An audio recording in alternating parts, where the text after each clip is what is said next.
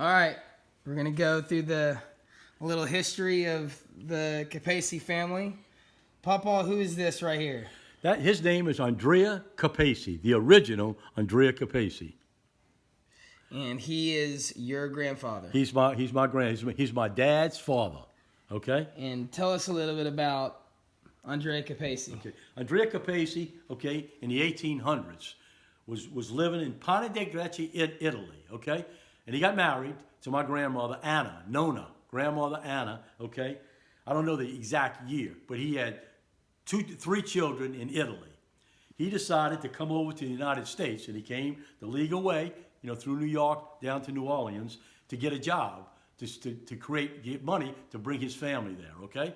So what happened was his name was Italian, Andrea Capaci, and he couldn't get a job. So out of the inspiration of himself, he decided he'd apply as Henry Smith. And the reason he couldn't get a job is because they were prejudiced against the Italians. That is correct. That's right. So he went to Henry Smith. He got a job, and he made a little money, and then he created himself, and he built himself a vegetable cart. And you'd ride through the neighborhoods selling vegetables and fruit and everything. And that lasted a few months. He accumulated enough money. And then he actually, I don't know if he bought a piece of property or he rented a piece, but he got a fruit stand. In those days, people would come and buy fruit and vegetables that he'd get from the French market and everything, and he'd sell it, at a profit, okay? After a year or two, that was very successful. He opened up a corner grocery store. Well, in those days, a corner grocery store was really like a credit store. People would come there, get their merchandise, didn't have to pay for it till the end of the week, until they got their paycheck, okay? After that was a success, he went back to Italy, got his 3 children, his wife, and his mother-in-law. And they all came to the United States. They lived in New Orleans, okay? And then my grandmother and grandfather had 5 more children, and one of those children is my father, Frank Capaci. Frank Capaci, okay, is up here, right? Yeah, Frank Capaci, okay, right there you see those 2 people there, Frank Capaci and Jean Casaborn. They were both Catholic, and they used to call it their big communion. I guess it's probably like when they made their confirmation in the Catholic Church, okay? That's what, they didn't know each other, but we have that picture. But that picture there is that when they got married, Frank Capaci was 20 and John Casaborn was 23. And that's the year that they got married. And then you see in those days, they got married at St. John the Baptist Church in New Orleans, and that was their bridal party, okay? And then we look over here, and 50 years later, this is when they were married for 50 years, and they renewed their vows, and it was kind of neat, because they did that, with a priest at Tacy Hunter, their daughter Florence Ann Capaci's house. And the reason why it's kind of interesting too is he's Italian and she is French. That is correct. That's right. And that was kind of unique in those days because Italians only married Italians. Remember my grandfather, the prejudices? Well, they only married Italians. And my mother came into the family, and she was French, all French. But in those days, they called her an Americana. She was American. She wasn't Italian, right? And there was some prejudice within the family about her, according to my mom. I never experienced any of that, but she would tell me that the mother and dad accepted her. But the children, in many cases, from her perspective, never did accept her into the family. This right here is it says Greyhound Notre Dame, June 1973, and you'll see the bus there. Nana, what's the story behind the Greyhound bus? Okay, that's how Pawpaw and I met. My mother, I was living in St. Louis at the time, and she said, why don't you come home a bit early, and you can take your dad's place to go to this charismatic conference at Notre Dame University. So I did that, and I got on the non-smokers bus, which my dad's credentials were for that, and we went to Notre Dame University, and that was at a time where I said, okay, I'm choosing Catholicism, which means I won't ever marry again. And all of a sudden, I do all this commitment, and we're getting ready to leave after a weekend of, really soul searching to come back to New Orleans. And somebody on the smokers bus says, is there anybody who would like to change from the non-smokers bus to the smokers bus? I know I love Jesus, but who's going to do that? But I did. I said, "See you later, Mom," and I got on the smoker's bus because at the time I was a smoker. I got on the bus first, sat in the back of the bus with 3 seats across. And the last person to get on the bus was Andrea John Francis Capaci, and the only seat left was next to me. Uh-oh. So we talked for a long, long time, and I knew at that time this man was going to dramatically change my life. And we did. So here, this Greyhound bus is what got us together. And my dad, Chief, is the one who hermetically sealed that Greyhound bus to give us a remembrance. And he gave that to us on the day we married. Okay. Yes, and that's the story of 6 months. Pawpaw, you asked her on a date. That's right. And the rest is history, right? Yeah, we did. It took us a while. You know, we're both Catholic. You know, we have all kind of Catholic rules and regulations. And the big story that she always likes to tell is that she knew that eventually all that was going to work out. I always said, if it works out. Well, you know, on August the 14th, huh? That's close.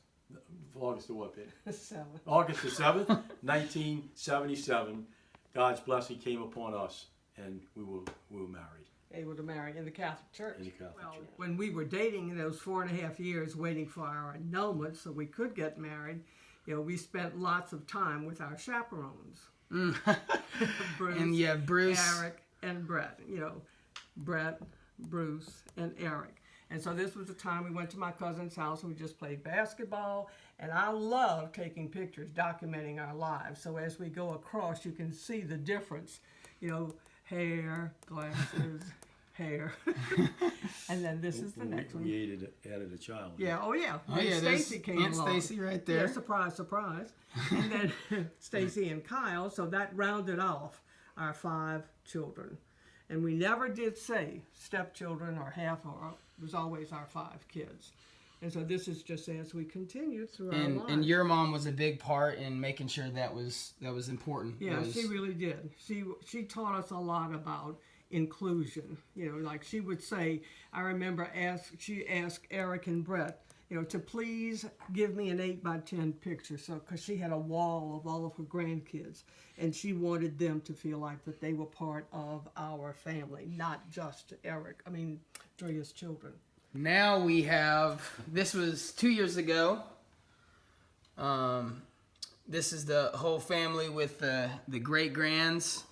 And then, even MJ. Yeah, that's right. Which MJ was What, a couple of weeks old? a couple weeks at that point. We all got to go Amazing. to, Who did that? that was one of the best family vacays ever. Get to go down there to Point Morgan, yeah. near Gulf Shores. near Gulf Shores. And then here's another picture of everybody. Lainey there in the front. And the only one that's not pictured in here is Jules. Right.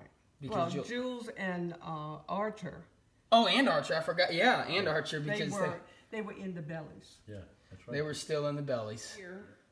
Nana, tell us about your prayer. Oh. Little candles here that you obviously are so faithful to text all of us, which means obviously a ton to all of us. Every time we get that text, we know and we can feel those prayers. So Yeah. tell us a little bit about that. Well, it's easy to remember all your family members and pray for them. But we were at church and our pastor was talking about the relationship of parents and their children. And his suggestion was you have to pray with your children, so don't be afraid that when you're with them to say your prayers out loud with them and to pray for them and their intentions, but also to pray over them. So we got a candle and we got the cricket out, and Stacy identified each candle. The first is for Bruce and Argel in order of age, Eric and Carol Ann, Brett and Cindy, Stacy and Steve, and Kyle and Jen. So we start off on Mondays, we light the candle, and Dad and I, hold hands and we pray specifically for every member of the family, whatever their needs are especially. And then we will add maybe a special intention that we have, that we observe for the kids. And then I take my camera, my phone, and take a picture, and then send a text of the picture, and always ending with love and prayers. Yep. And even all the grandkids get that as well. And that's special to us. And just knowing that you have that kind of heritage and that kind of prayer just kind of sums up the whole thing. So we want to preface this whole video by saying, obviously there's a lot of people in this family that wouldn't be technically a Capaci on paper. Right. We got Woodwards, we've got Pirellis, we've got Snyders, we've got, obviously Garboski, we've got all these different names, but this video is for everybody that is a part of this family, regardless of the Capaci name. You carry that on what's inside you, not just what's on the paper. And so I just wanted to That's great. Well done. Preface that by saying, just again, I love the fact that the blended family, I think our blended family is much stronger than a lot of families that aren't blended. And I think that's special. And that's a testament to you guys. So, Papa and Nana, making this video just as a keepsake for the future Capacis and the future Capacis who aren't even here. Can we go first? I think the biggest thing it means, and what I got from my mom and dad, was family. The importance of family, of doing things together, respecting each other, not always liking everything about each other, but always respecting each other. Huh? And another thing is to be loving. Huh? So truly, that's really what I really got from my parents about that. I knew they loved me unconditionally and to the best of their ability. Well, since I came into the Capaci family, in addition to that, I think that I would hope that all of our kids know that if you're a Capaci, people know that you're a person of integrity, you're a person of loyalty, and you follow up on what you commit to. It's almost like the proverbial handshake. If we shake on it, you know that it's a done deal. We don't have to write anything down. So everybody, from young to old, knows that a Capaci is good to go. Well, I'm going to let her speak, but I want to say this. We're both very excellent with finances, but I defer to her because she's better than me at finances. So why don't you kind of talk about security? Yeah, well, I think you have to have goals, just like I would hope, answering the question about spirituality, our goal is to get to heaven. I think you have to have a financial goal. I think you have to have a overall goal for your marriage as well. So for finances, I would put it this way: don't spend what you don't have. I think that we have allowed credit cards to kind of rule our lives, that it gives you a false sense of buying power, not thinking of when the bill comes in, and so you're, paying interest on interest. But I think that's something that you have to decide on together. Through the years when we've done marriage prep, you have two people who come together, and one person always went on a family vacation and the other person didn't. So you have to meld those things. So speaking together honestly about what are your financial goals. If someone were, and this wouldn't necessarily be bad or good, but I want to be a millionaire by the time I'm 40. Well, if you agree that that's a goal that you both have, then if someone is spending an inordinate amount of time working for that goal to happen, then it's okay if you both agree to that. But I think bottom line is you can't spend what you don't have. Don't live beyond your means. Be sure that you will live always with the thought of taking care of God first, yourself second, and then living out your goals financially. Not let money become an issue. The other thing, as we sit here, we realize how blessed we are by God, that God really took care of our, we took money and put it on the side every month with 401ks. I received profit sharing from Walter Thorne, and I'm very grateful to him, that we have that egg nest. And the wonderful thing about it, for years and years and years, we didn't have to touch any of that money. We always lived off, and I always credit Nana in a very powerful way. I can't remember a month that we spent more than we made that month. And that was always something, because sometimes with three boys in college, 2 kids in Catholic, private schools, we had a lot of money going out. And sometimes we even look at each other and say, how did we make it that month? But, that's where your faith and everything comes in. But communication is a major thing there, and and she's definitely a lot more security minded than I am. Okay. Is that the wonderful thing about our relationship? It started off as that Jesus Christ was first in our life before we met. It wasn't just religion. It wasn't just going to church. We had a personal relationship with Jesus Christ when we met, and that was and we took that, and has built on that for the last 40-some years. That we took that reality is that we're not super spiritual, but we pray together. We talk about God together. We share as much as we can. And since she allowed me, to be ordained in the Catholic Church, and literally she allowed me. Because she had to sign a document approving of me to do this, because it does take a lot of time. But hopefully, we never not take care of one another. And I guess for me, the overall goal, we've been talking about that obviously as we become more mature in life, and we're looking close to heaven. I say that in glory, not in worry. Is that we obviously want each other to be there with each other and together to help each other to get to that goal.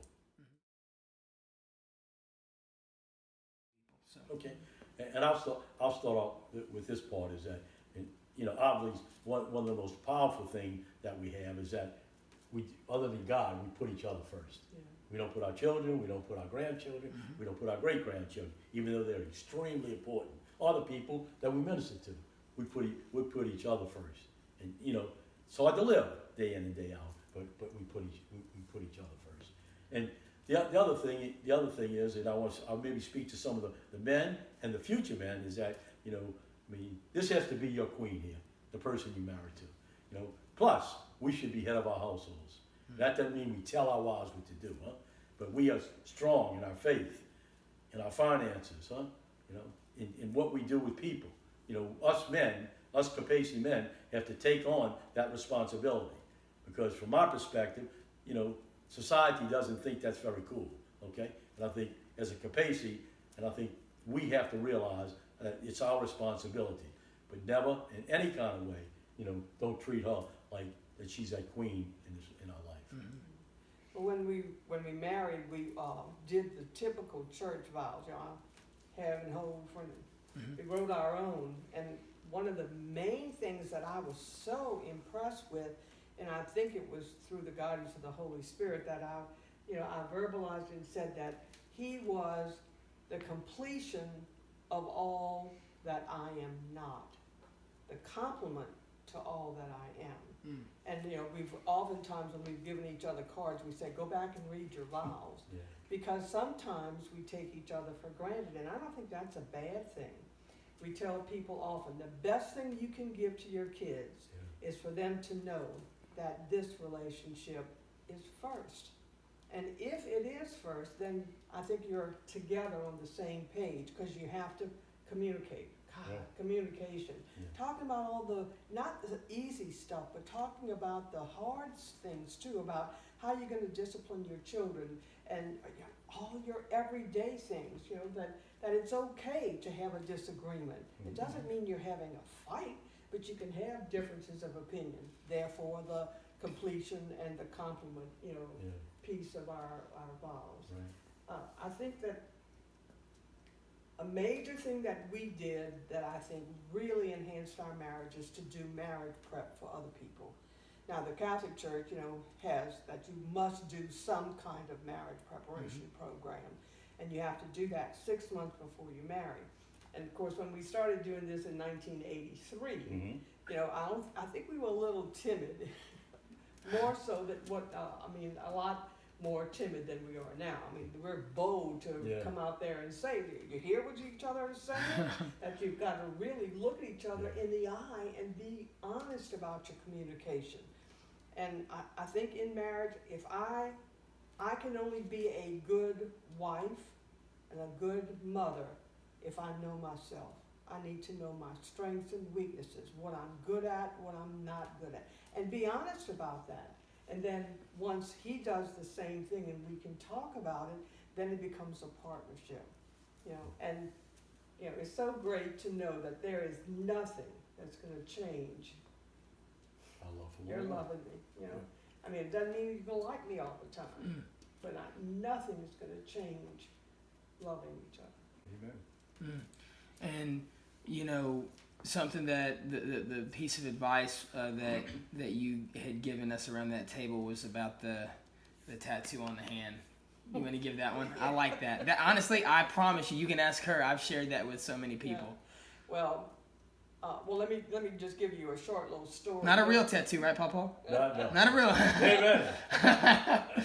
We had a couple sitting on the sofa in Dad's office, and he said, "I just love her laugh." Now this is a gospel truth. A long time ago. And so all of a sudden, you know, we're going along, and he says again, he loves her laugh, and she kind of does this, ha! That was it. That was a laugh. And then we both said, he's going to be so turned off to that later on. But so that's how it came about. You need to write down on your hand a little tattoo. I chose this person. And you be honest, you know what you like about that person, what you kind of accept about that person. So to be honest, especially with a blended family, I chose this person who has a child outside of this marriage. I chose this person. And then it softens your heart, you know, to accept whatever's going on in your daily life. And I think a real good piece of advice for those who are not married, those who are in dating age, don't waste your time on somebody who doesn't fit your description of what you want in a husband or a wife. You know, because I think a lot of times because of peer pressure, you know, well, I'm going to go out with him, he's the football player, but you know, he doesn't have the same values that I have. Yeah. So don't waste your time on somebody who is not going to be a good husband, a good father, a good Christian. You know, and you find that out by having good communication skills. What is your closing statement to Matthias Andrea Capaci the fifth? You know, whatever. So this is going to be, you know, back in the future when we're flying around in spaceships. I got it. And it's what is your closing statement to them? First thing, obviously, if your name's going to be Capaci, okay, you know, your God has to be right there. I mean, we're not Capacis. We are Capacis because God is in our lives in a real way. Not just in a church way, not just in a religion way, but God is a powerful thing. And if your vocation is going to be to marry, if your vocation is still going to be to marry, all that thing you just said is great, you know, but we have to be equal partners. You know, you have to marry someone that's equal with you. I don't care if it's in, you know, 2019 or it's in 2087. You know, if marriage is, you know, we have to be equal partners. With you as a Capaci, as a man, you need to be the head of your household. Well, before we get to Mo 5, I think that a tagline to those Mo's in between is to continue the legacy. Yeah. You know, that what we've said about the Capaci name and about marriage and spirituality and finances, you have to continue that. And it takes time to be able to pass that on to the next generation. First of all, you've got to find the opportune time to talk about things like this, and you've got to be receptive. And as an example of that, I remember trying to tell you something which you weren't interested in what I had to say, but I had to learn to say, this is important. And immediately, because he's a great listener, he was totally focused. I can't wait till the bottom of the 9th inning with the score tied, and you know, we're up to possibly lose the game. But I think that's important, to tell all the Mo's in between that you've got to continue this legacy, and you've got to work at it. And it's got to be something that's tattooed on your hand. I love it.